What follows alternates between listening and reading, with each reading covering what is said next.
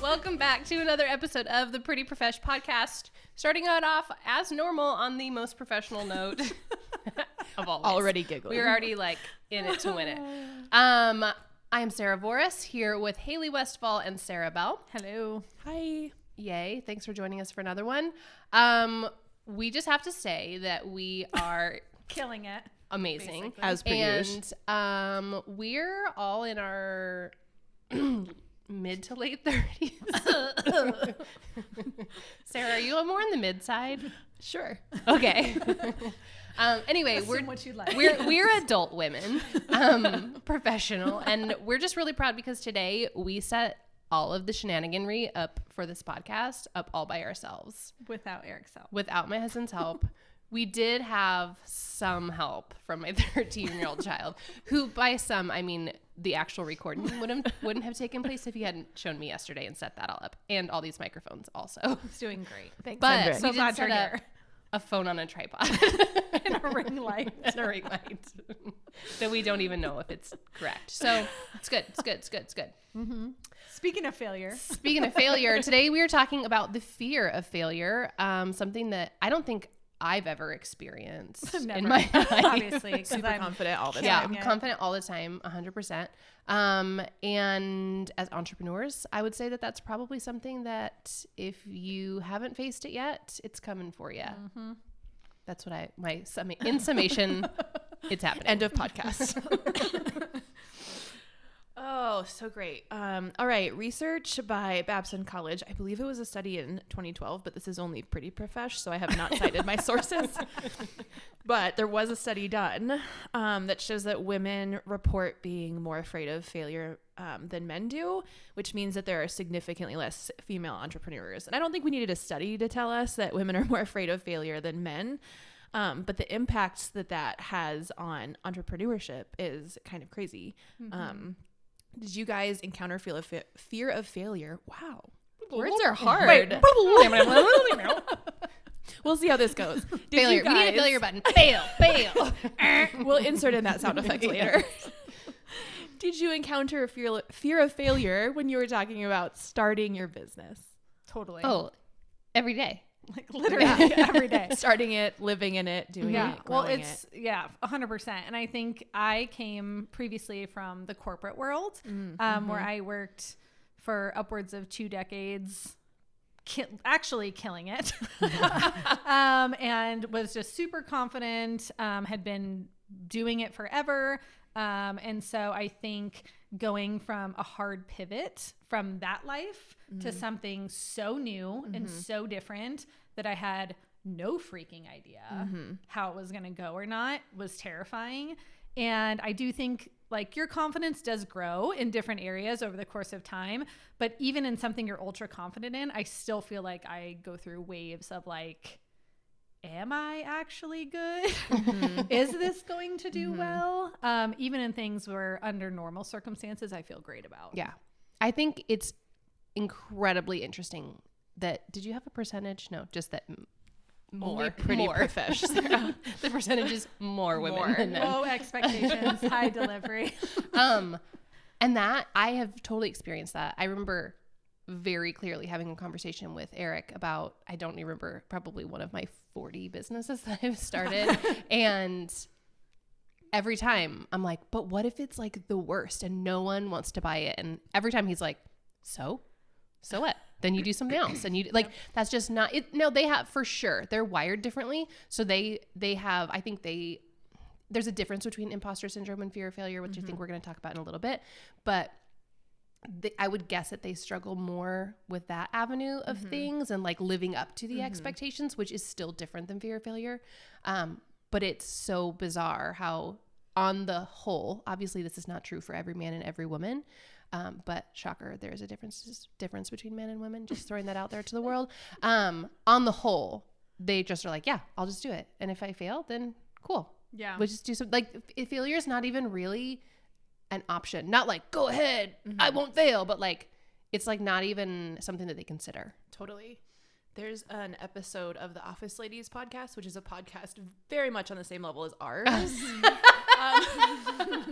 What do you Sarah had to mean? move away from her mic. She was laughing so hard. At Same that. production value, same celeb The status. same. Yes. Oh my gosh. And Jenna Fisher talks about how women tend to negotiate themselves down before they even enter a room. Yes. And that's not typically something that you see in male negotiations. So we are already like making ourselves smaller before we enter into a space where we're supposed to advocate for ourselves. And I think that ties really deeply into fear of failure, because if I set the bar low, that it's way less likely that I'll fail because I know that I can hit this low bar, right? And kind of what you were talking about, Sarah, imposter syndrome and fear of failure are different, but they're also closely tied. So we encounter fear of failure when we're starting our businesses or, you know, asking ourselves whether we can. But then once we decide to do it, we face imposter syndrome where we're like, well, maybe I'm not the expert in this space. Like, I don't belong here. And we're kind of bouncing between those two, maybe at the same time every day. Talk to me about imposter syndrome and how that manifests itself in your day-to-day operations. I think for me, we were just talking about before we started recording, like when people will throw titles on us and they're being so kind, but like someone called Haley a social media guru, which she is, and she has all of these skills, but somebody told me I was an expert in something the other day. And I feel like as you kind of go into things and you have some success and you're building things up, and then people start to see you successfully and they start to see you as an expert in your field. And then all of a sudden you're like, oh shoot, like let's hold those or halt those brakes a little bit. Halt the brake, Like no, dig your pump heels the in brakes. almost. That you're like, no. You guys have way bigger expectations for me than what I actually am.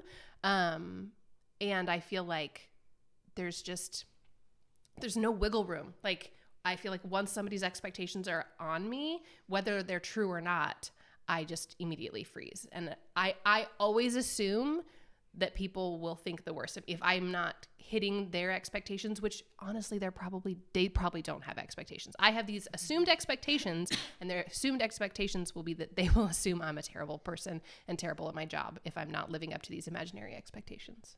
Yeah. And I think we just, like, women are feelers more than men.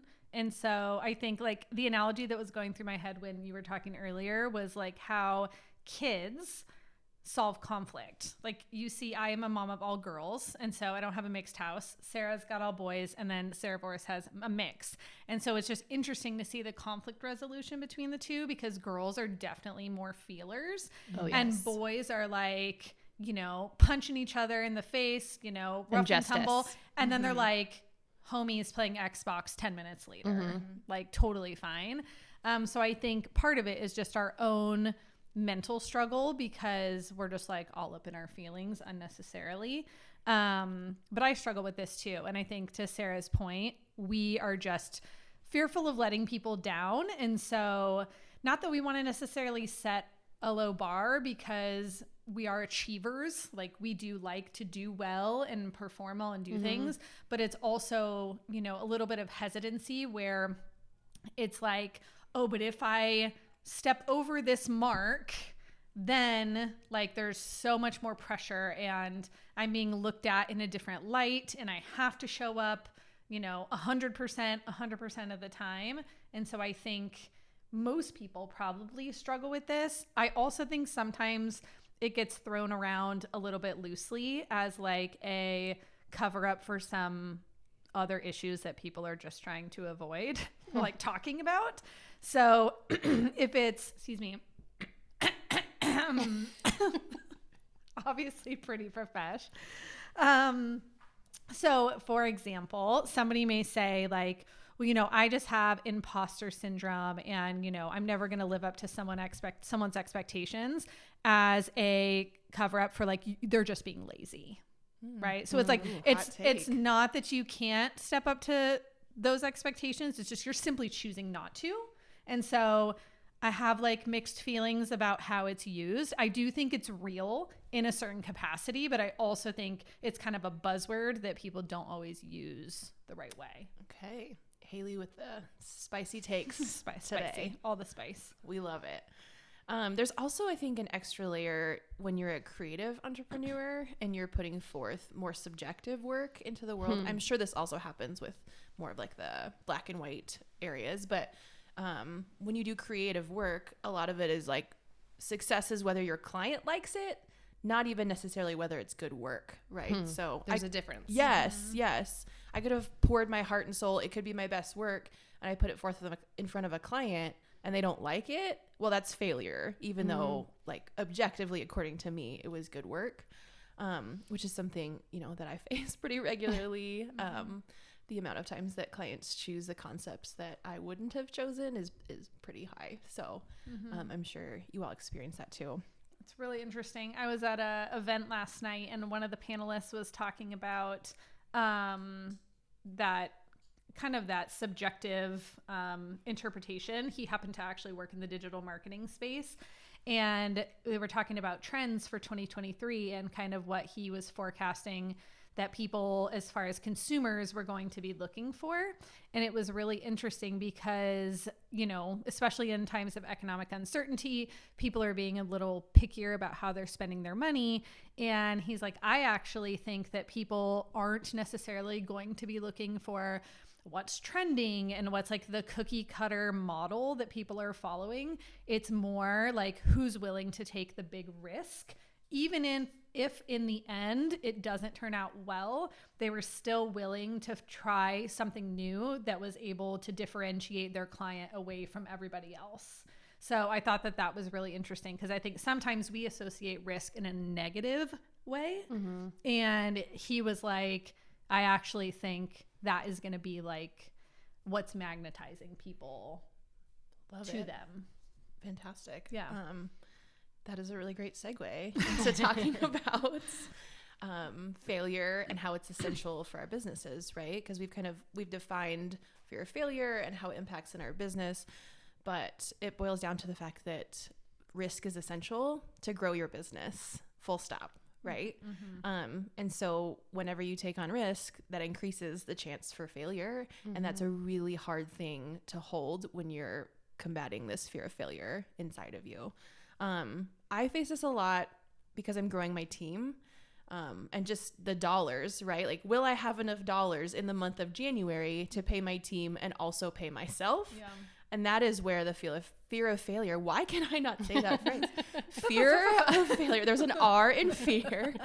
Fear of failure. That's where that really hits home for me. How about you guys? I think this is really good, obviously. Thank you so much. Yes, you're welcome. I'm done. Fear of failure comes out for me. It's usually whenever there's like that thing where I'm putting myself out more, but no, it's like weighing the risk versus reward and knowing, okay, so my business is going to stay at this level. And am I okay with it just staying there? I want it to grow, but also like, can I just get over the fear of what could go horribly wrong? So I'm launching this membership this month, and I'm sure my poor husband has, like, we've had the same conversation over and over and over again. I'm like, I could just keep doing one-on-one clients and writing all of their stuff because that is so much, like, I know how to do that. I've had so many clients under my belt now. I feel very comfortable. Like, any avenue, give me a piece of copy, I can write it. It's going to be great. And realizing I can only take so many. There's a ceiling. It's not as scalable, yeah. Right. Not scalable at all. And so am I okay with just staying where I am at, knowing that it will never get any bigger, or am I ready to step out? So I think that's where I'm like finding the biggest fear. And every time I just have to tell myself, like, it'll never change. This will be exactly how I am, which I'm stressed to the max because I'm taking on the most clients that I can. And so my mom always says, I think other people say it, but I always give her credit. Shout out to Sarah's mom, if you're listening. Yes. My dad will listen. I don't know about my mom. She always says, if nothing changes, nothing changes. Oh, it's so profound. It's so good. And I like say it to my kids all the time. I'm like, Mama always says, if nothing changes, nothing changes. I'm sure like an actual like famous person said it, but I always say she says it. Yeah. We'll look it up later. I mean, there's like iterations of it. But anyway, and just knowing that like literally it'll stay the same, because if I don't change, nothing about this will change, which we can apply to pretty much all situations in our life that we don't really want to fix. But that's where I'm at right now. Yeah. So I think for me, kind of in alignment with Sarah, but I'm like a little bit behind in the scaling phase. Why can I not talk? Do you hear my voice? Haley had a cough for like 3 months. So Sorry, guys. Like bronchitis week 4. We're doing great. I am in a phase where I am needing to scale. So I also have another business running a local membership-based community here in Arizona. And that really took primary seat for me in 2022 in so many great ways, like very blessed and grateful. And it's the most amazing group.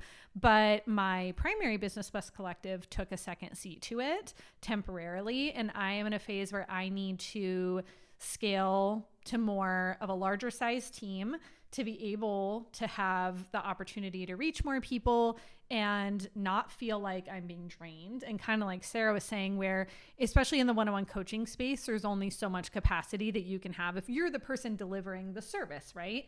And so I think for me, I have a very long background in leadership and managing people. And to be 100% honest, it is draining on every level under the sun, mentally, physically, emotionally, financially. And so I'm trying to get over that mindset from like my previous life in corporate of like, I can manage people and still enjoy it because I get to choose. I get to choose the people. I get to choose in what capacity I use them. I get to choose all the things, but I have found major mental hurdle and fear and like, well, what if I can't find those people? Or what if I find them and then what happens when I don't have enough work for them? Like, are they still going to be around? Are they going to go look for something else? And like everything in between. So I would say the scaling is like the big fear thing for me. It's like the thing I know I have to do, but like also am cringing a little bit. I feel like we could do a whole episode on scaling and everything that comes with it, and it would be like 6 hours long because there's just You're welcome. so many obstacles and things you have to think through. Yeah. But coming back to fear of failure, what are some tangible, practical things that we can do when we start to feel that fear kind of creep up inside of us? I'm not going to say exercise. Haley came in drinking this like massive protein shake. So she's officially a fitness influencer now. Bro. Probably the most out of shape person at this point Not in true, life. but it was really funny. But also am drinking a protein shake. What are things to combat the fear? So I think honestly, like this may sound really superficial, but really leaning on the people who like recognize your worth and are able to like speak that truth into you. So whether that's your significant other, whether that's your friends or your family or colleagues or whatever the case may be, like Sarah was saying earlier, I think, when we get those kind of boosts of confidence where someone is like, oh, this person is like an expert in their field, or, Sorry. What? My dog came under the stretchy tablecloth and got stuck underneath. Jesus. I think she's got her already laid down. It's fine. It's a little Pac-Man. Sarah and I were not at all paying attention. Pac-Man We were very situation. distracted. Oh, there she is. Cool. Okay. So just leaning on kind of those people and kind of having them fill you back up, honestly. Again, I think it sounds a little superficial, but I think going back to those people that see that in you and allowing them to remind you, and actually allowing them to, not being like, well, you're just saying that, or like, you have to say that because you're my husband, or, you have to feel that way, or you have to think that. Quite frankly, they don't. It's true. I mean, if we're being honest.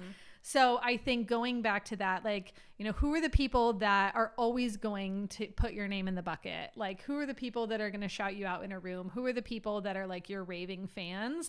And I think going back to that for me gives me like that reassurance of like, I'm not a total failure. Like, I actually do have value to offer. And sometimes we just need someone else to like remind us of that. Similarly, I think even almost like keeping a log or a journal of like your accomplishments so that you can remember, because I can't even remember what it was that I was like wanting to do. Maybe it was with the membership. I'm like, why would people even listen to me? And my business coach and my husband both said to me, in your first year of business, you wrote for 6 and 7 figure businesses. Like, who does that? And that's like not me trying to like brag, but like just them reminding me of those things. And it's all of that stuff that I like forgot and realized like, I just, the negative sticks with you more than the positive. And so knowing like, oh, I help people like write emails for their 6-figure launch campaigns, and I help them grow their, their lists or their following by this many people, or like how many clients I had, and even keeping like, when you get a text or when you get like a positive review from your client, like those are not just outward facing things to keep for your socials and throw up, but like you keep an email, that's what's it called, email folder or like a folder on like your phone somewhere. Keep it so that you can look through and like when you're having a really crappy day and like, shoot, I'm just gonna be the worst and no one's gonna like it, like reminding yourself you felt this way before, it's okay, like those feelings are normal, but also like don't stay in them, and remind yourself not only like surrounding yourself with those people, but like have tangible memories of the things that you did. So I'm trying after each project to kind of like write down a 1 or 2 takeaway. And it could be the same thing. Like I had a happy, successful client. Like they loved my work, or we got to a point where they loved my work. Just so that I can remember like, oh no, because every time I have a new client that comes in, I procrastinate because I'm afraid it's going to be terrible. And I'll wait 2 weeks and then I'm like, oh, I really should do it. And then I write it and I'm like, oh, I forgot. I'm actually like really good at this. And every time my husband is like, hey, dummy, like you're so good, but stop telling yourself that you're not good, because it makes it worse when I'm like, oh shoot, now I have this really upcoming deadline because I waited because I thought I was going to be terrible. It's harder that way. Well, and we allow like the one terrible client, like the Karen, sorry, Karen, if there's a Karen listening, not that you're terrible, but just hypothetically speaking, we like allowed that one crappy client to make us feel like garbage and like consume so much time, energy, mental space, capacity. Like, why do we allow so much for that? And we don't intentionally create space for like the opposite. So it is definitely like an intentional process. What about you? Cool. I have 2. One is really minor, and one was like a mindset shifter, which was really great. So the first thing, I just read this on, I think, Instagram, so I cannot take credit for it, but I've been doing it. And it's to write a to-do list instead of a to-do list. So instead of every day writing all the things you have to do, I mean, you should still have that, but you should also write everything you got done. Because awesome. Number 1, like, way to celebrate your successes, no matter how small. And then number 2, you can hold on to them and be like, look what I did this week, month, quarter, year. What a really great way to look back on all that you've accomplished. This is why she doesn't answer our boxers. Because she's writing her to-do list. I'm too busy. Which I love for Haley you. Haley can wait. I love for you, I have by the some way. things to write down. The second was when I requested testimonials, I asked my clients to give me a description of the transformation that my service caused their business to undergo. That's good. And then once I read what the branding or the website or whatever did for the client, then it shifted my mindset to be like, oh, I'm standing up as an expert in this space because it makes a difference in other people's lives. And just like what Haley was saying, like we're feelers, right? Like we want to feel all the things, and we love each other, and for the most part. So when I was able to shift my mindset to be like, hey, no, like I'm making other people's businesses and lives better, then it felt more authentic for me to be like, well, now I can take the leap because it matters. Right. Rather than just checking a box. Right. Or being like, it's just so I can get dollars, which is, I don't think the case for any of us. Like we love what we do and we're good at it, but we also want to help. We also want dollars. Yes. Yes. But we also want dollars, and we also want to help other businesses succeed. Right. Like you can be all these things at the same time. And so like building up that part of it was a really different way for me to celebrate successes. I mean, clients had landed like commercial spaces and like increased their revenue by X% and like all these really cool victories that I never would have even known had I not asked for those testimonials. And it's a small ask. Like, of course, only ask clients that are happy with your work. But what do you mean, Karen? Talk to me about the transportation. It was terrible. You're the worst. Yes. Oh, I love it. Okay. Any final thoughts? I feel transformed and encouraged. I think it's just more than anything like normalizing it, and that, you know, you're not alone. Even the most successful business owners still face fear in some capacity. Their fear may look a little bit different than yours. Our fear, even the 3 of us, may look different from one another at times, but it's okay to have that. It's just what you do with it and how you allow it to impact you. I think that is like the game changer. Yeah. And if you don't have the community that Haley was talking about, we will be your community. You can do it. Homies. Stand Brought in to your you own by all power. things. Yes. And seen. All right. Thanks so much. See you next time. Bye. Bye.